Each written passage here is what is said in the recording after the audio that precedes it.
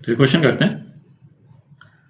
Light guidance in an optical fiber can be understood by considering a structure comprising of thin solid glass cylinder of refractive index n1 surrounded by a medium of lower refractive index n2। अच्छा, optical fibre किस तरह से work करता है ये तो अपन पहले भी देख चुके हैं, है ना। ये लाल वाला जो है ये मीडियम है जिसमें लाइट ट्रैवल करती है, और बाहर वाला जो मीडियम है उसका रिफ्रैक्टिव इंडेक्स कम होता है। ये अपन ने लिखा हुआ भी है यहाँ पे, n2 का रिफ्रैक्टिव इंडेक्स है ना, ये ब्लू वाले पोर्शन का रिफ्रैक्टिव इंडेक्स लाल वाले पोर्शन से कम है। तो टोटल इंटरनल रिफ्लेक्शन होता रहता है, लाइट अंदर ही ट्रैवल करती रहती है। तो क्या बोल रहा है, all rays with an angle of incidence I less than a particular value im are confined in the medium of refractive index n1। इस I की वैल्यू है ना एक मैक्सिमम वैल्यू से कम यदि होगी तो लाइट अंदर ही रह जाएगी। तो फिर क्या बोला, numerical aperture of the structure is defined as sin im। ठीक है, तो हर एक ऑप्टिकल फाइबर का एक स्पेसिफिक न्यूमेरिकल अपर्चर होता है जो उसके n2 और n1 पे डिपेंड करेगा, है ना। तो अलग हर फाइबर का अलग अलग अपन निकाल सकते हैं। अच्छा, इस क्वेश्चन के दो पार्ट हैं, दोनों पार्ट यहाँ पे नहीं लिखे हैं क्योंकि है ना जगह नहीं है यहाँ पे स्लाइड में। तो एक पार्ट ये है और दूसरा वाला पार्ट ये है, ठीक है। तो एक एक करके करेंगे इसको। तो ऐसे करते हैं, चूंकि दोनों पार्ट्स में अपने को न्यूमेरिकल अपर्चर की जरूरत होगी, तो न्यूमेरिकल अपर्चर का रिलेशन निकाल लेते हैं n1 और n2 के टर्म्स में, ठीक है। तो जो डायग्राम का ये वाला पोर्शन है इसको थोड़ा एनलार्ज फॉर्म में बना लेते हैं क्योंकि एंगल्स वगैरह देखने पड़ेंगे अपने को। तो जैसे ये सपोज किसी ऑप्टिकल फाइबर का अंदर वाला पोर्शन है और ये उसी ऑप्टिकल फाइबर का बाहर वाला पोर्शन है। इस वाले पोर्शन का रिफ्रैक्टिव इंडेक्स n2 और इसका रिफ्रैक्टिव इंडेक्स n1, और सपोज यहाँ पे लाइट इंसिडेंट है और ये एंगल जो है वो I1 है सपोज, ठीक है। तो ये इस तरह से अंदर रिफ्रैक्ट हो जाएगी और ये वाला एंगल जो है इसको θ2 बोल देते हैं, और ये वाला जो एंगल है इसको θ1 बोल देते हैं, ठीक है। तो टोटल इंटरनल रिफ्लेक्शन के लिए TIR के लिए θ2 जो है वो क्रिटिकल एंगल से ज़्यादा होना चाहिए, ठीक है। अच्छा, इस अरेंजमेंट के लिए क्रिटिकल एंगल कितना हो जाएगा, n1 sin θc is equal to n2 sin 90, मतलब sin θc जो है वो n2/n1 के बराबर, ठीक है। अच्छा, इंसिडेंट रे का यदि रिलेशन लिखें तो क्या हो जाएगा, ये रे जो है एयर से आ रही, ठीक है। तो sin I1 is equal to n1 sin θ1, और θ1 की जगह अपन क्या लिख सकते हैं, यहाँ लिख लेते हैं sin I1 is equal to n1 sin 90 minus θ2, ठीक है। तो ये कितना हो गया, n1 cos θ2 हो गया। sin I1 जो है वो n1 cos θ2 के बराबर हो गया। अच्छा, टोटल इंटरनल रिफ्लेक्शन के लिए अपने पास में क्या रिलेशन है, θ2 हर बार θc से ज़्यादा होना चाहिए, ठीक है। तो θ2 θc से यदि ज़्यादा होगा तो I1 की वैल्यू θc के लिए Imax हो जाएगी, ठीक है। क्यों, क्योंकि θ2 बढ़ता है तो cos θ2 एक्चुअली घटता है, ठीक है। तो sin Imax is equal to n1 cos θc, ठीक। और cos θc जो है अपन यहां से लिख सकते हैं, क्या हो गया, n1 1 minus n2 square by n1 square. तो ये आपकी sin Imax की वैल्यू आ गई, ठीक है। अच्छा, इसमें क्या है, ये अपन ने बाहर एयर लिया था, बाहर यदि कोई मीडियम है ना, उसका रिफ्रैक्टिव इंडेक्स अपन nm मान लेते हैं, ठीक है। मीडियम इसलिए क्योंकि वो क्वेश्चंस जो हैं इसके उसमें इस पूरे अपैरेटस को अलग अलग मीडियम्स में इमर्स किया हुआ है, है ना। तो उससे चेंज बेसिकली क्या होगा, यहाँ पे NM आ जाएगा, ठीक है, यहाँ पे भी NM आ जाएगा, और यहाँ फिर ये NM यहाँ नीचे चला गया, और यहाँ पे N/NM हो गया, ठीक है। तो ये रिलेशन आ गई अपने पास में, और ये कितने के बराबर है, ये न्यूमेरिकल अपर्चर के बराबर है, ठीक है। तो इस रिलेशन को अब अपन जो इस क्वेश्चन के दो पार्ट्स हैं उसको करने में यूज करें, ठीक है। तो अब करते हैं इसके दो पार्ट्स।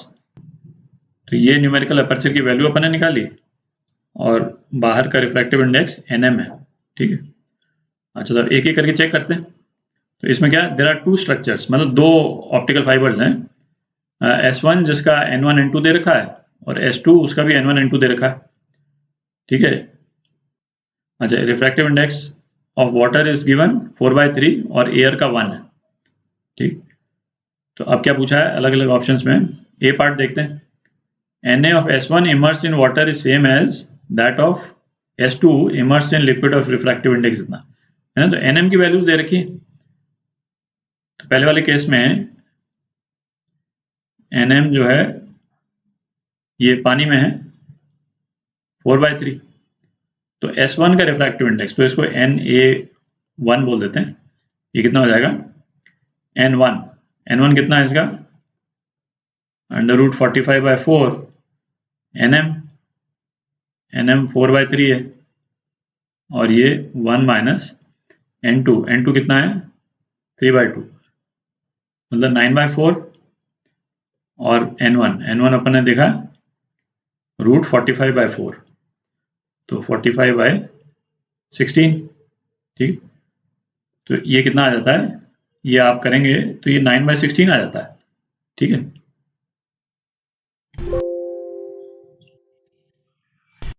तो दूसरा ऑप्टिक फाइबर उसको हमने इस मीडियम में डाला, NM ये 1 था, NM2 किस मीडियम में डाला अपन ने 16/3√15, ठीक है। तो इसका न्यूमेरिकल अपर्चर जो है वो क्या हो जाएगा N1 इस केस में कितना है 8/5, है ना। ये दूसरा फाइबर है N1 8/5 इंटू ये अपॉन NM है 16/3√15 √1 minus N2 square by N1 square, मतलब 49/64, ठीक। तो इसको भी आप सॉल्व कीजिएगा तो ये भी 9/16 आ जाता है, ठीक है, Na2। तो ये दोनों बराबर है ना, Na1 Na2 दोनों बराबर है, तो ये स्टेटमेंट जो है करेक्ट हो गया। तो BCD में एग्जैक्टली सेम चीज रिपीट करनी है, अब तो केवल कैलकुलेशन रह गया, है ना। आपके पास में रिलेशन तो आ ही गया है, आप इसमें वैल्यूज डालिएगा तो आपके पास में है ना रिलेशन आ जाएंगे। तो आप इसको करके देखिएगा, है ना। ये थोड़ा ध्यान से लगाइएगा रिफ्रैक्टिव इंडेक्स की वैल्यूज वगैरह।